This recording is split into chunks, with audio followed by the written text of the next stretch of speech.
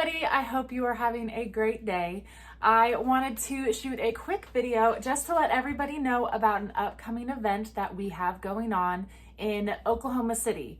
So this is for those of you that live in the Oklahoma City area. I am sorry if you do not, but if you do not, don't worry, we will be recording this event too and posting it at a later date. So you can still be involved and you can still hang out with us just at a later date. But for those of you that are in Oklahoma City area, we will be having a class this Thursday evening at 6 o'clock at the Myriad Gardens. It is going to be all about getting started growing your own food for the spring. So we're going to be going over things like seed starting. I will be bringing some of our biodomes just to show you what we've been starting all of our seeds in, and we'll be going over everything from seed starting to transplanting outdoors to what things you should be growing now, what you can be starting. I mean, you name it, just everything getting started.